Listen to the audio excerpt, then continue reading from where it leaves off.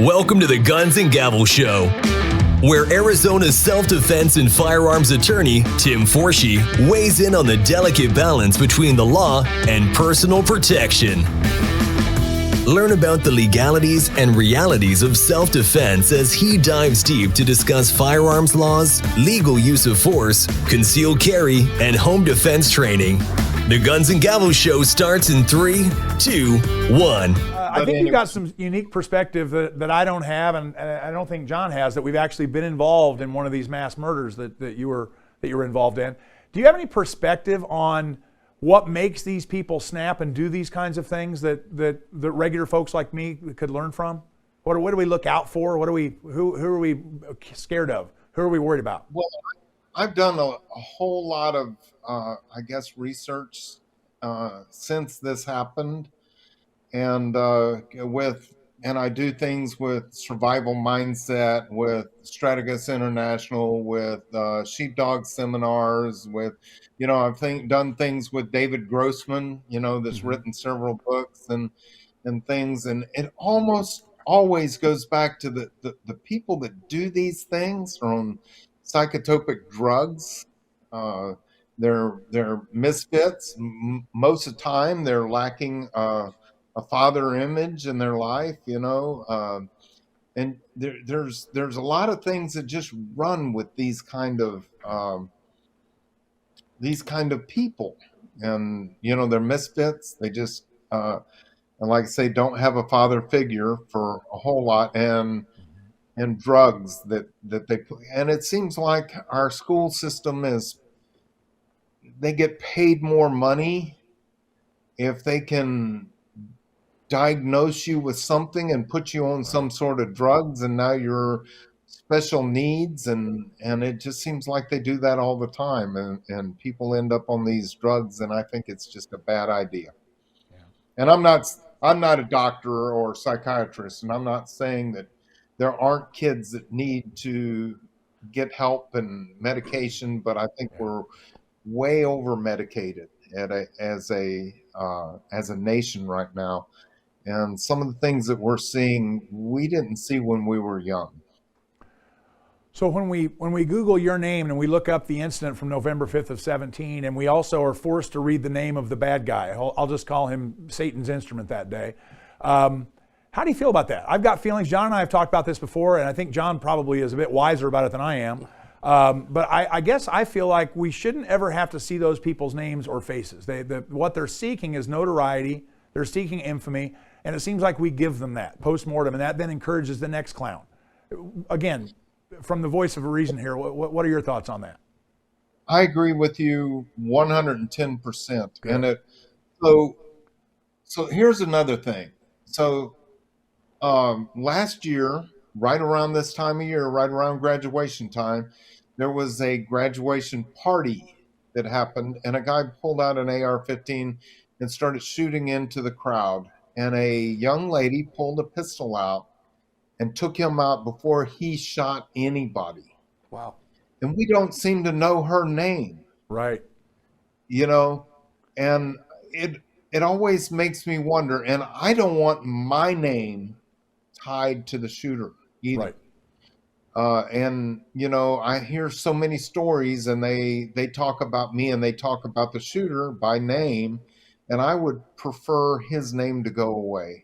And I would prefer that media does not talk about these people and use their names, because now I think law enforcement, and we need to study them and their lives and stuff, what happens, so we can prevent this sort of thing.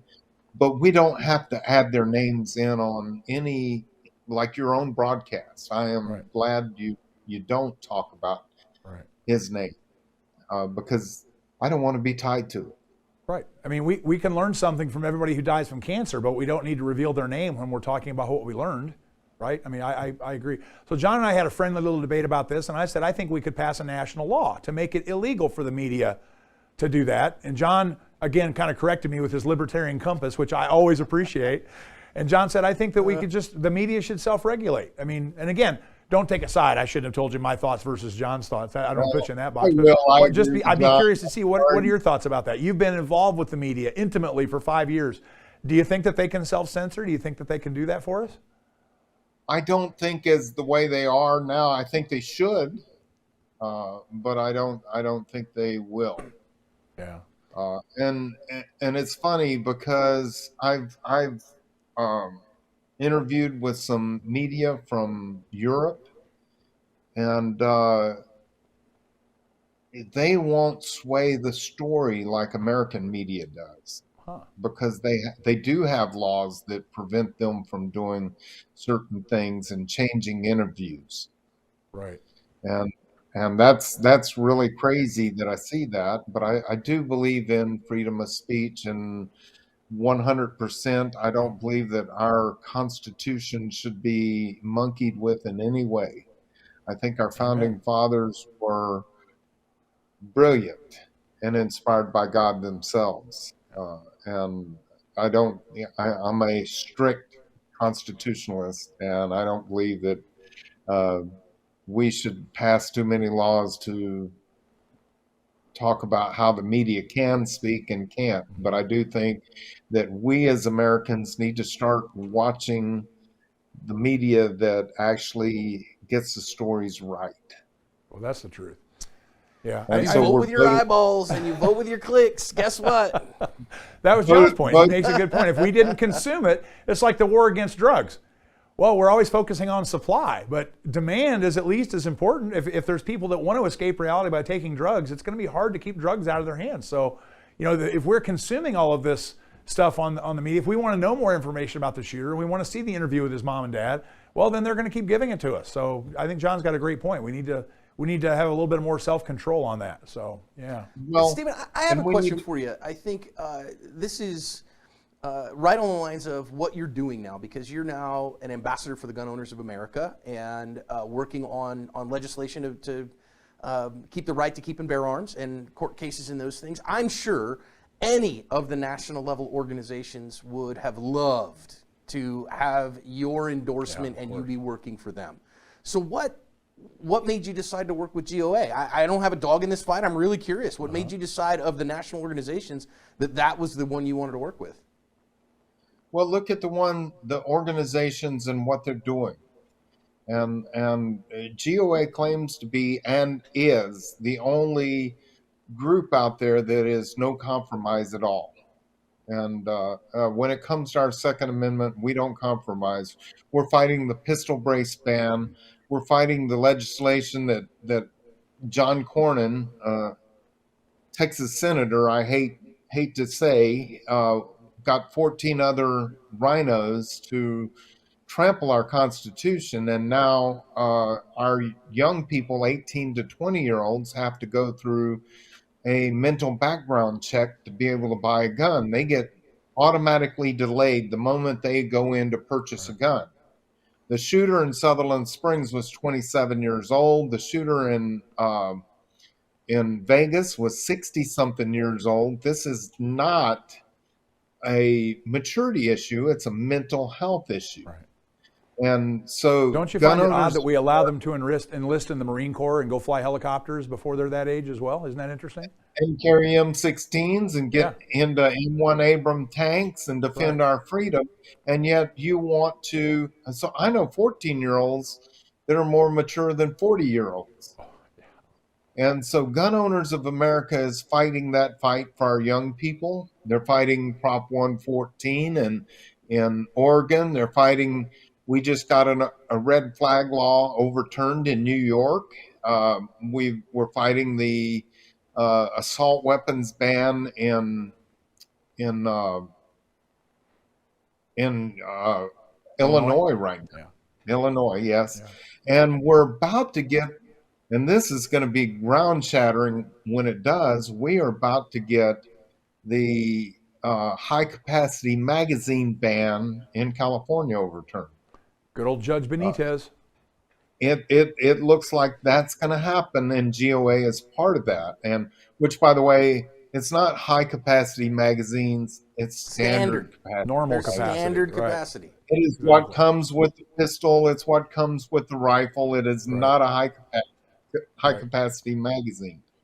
And our Second Amendment was written for the average person, we the people, to be able to keep the government in check. I say this all the time, that most people don't recognize the Battle of Lexington was fought when they said, wait, the Crown wants to come and take our guns. They want to come take the guns. And we think of that as, shoulder-fired firearms. No, it was cannons. Yeah. They were fighting for cannons. And you're right. That's what lit the fuse, because prior to that, they'd been taxing everything for 30 years, and it was becoming incredibly uncomfortable. And the whole taxation without representation, we always talk about, that's what started the Revolutionary War. John's right. 1775 in Lexington Concord, what started the war was when the British came for the magazines and the cannons and the gunpowder, and that's when people said, okay, I guess we're starting this thing. Yeah. And it's crazy because they say 3% of Americans were what started this, but then when it started, they're going to come take your guns away, everybody joined in. Yeah. Yep. That's true. They're like, I'm glad that they've got such a great representative in you, Stephen. I think that I think the thing that I love about this is everyone can relate to this wonderful man who has raised a family faithfully, loves his grandchildren, lives on land that his family's owned for hundreds of years, and just wants to be a peaceful citizen who minds his own business, and yet in that moment was called to protect his entire community. And that's not gung-ho, plate-wearing, kick-indoors, SWAT teaming. That's just a regular guy who was forced into a terrible position. I think that's a great ambassadorship. It is. Well, people ask me all the time how I could do what I did. And my first reaction is, how could you not? Because tomorrow morning, you're going to wake up and you're going to look at yourself in the mirror. And if you did nothing while your community was being murdered and you knew you had skills and tools, then you're not going to be able to respect the man in the mirror anymore. I think that brings up the obvious questions about Uvalde and how it was different from what happened with you. I guess we don't have time to get into that today, but that's a question I keep asking, is how could those guys all stand around with weaponry, listening to that gunfire, and not enter? I just don't understand. And they had the body armor, they had the ballistic helmets, they had the shields, and they had fully loaded AR-15s. And when I think about that, I actually feel sorry for those officers, because they have got to make peace with what they did not do. And I can make peace with what I did. I have a hard time with what happened to my community, but I know that I did everything I could to protect the people that I love. And I knew many of those people in that church. I'm fourth generation. Sutherland Springs is under 600 total population. You can't live in a community like that without knowing the people in it. And so I can, we all have to die someday. And it's not about how you die in life, but it's about how you live in life. Great words. And I heard a saying not long ago that's become one of my favorites, because I'm a very peaceful man. And the saying goes that if you're not capable of extreme violence, you're not peaceful, you're harmless. I like that. And I am a peaceful man. Never heard that before. But make no mistake, I'm not harmless. And that wraps up another episode of Guns and Gavels. Join us next time to learn more about the legal use of force, personal protection, and firearms training. Show your support and hit the like and subscribe buttons to make sure you never miss an episode. Till next time, stay safe.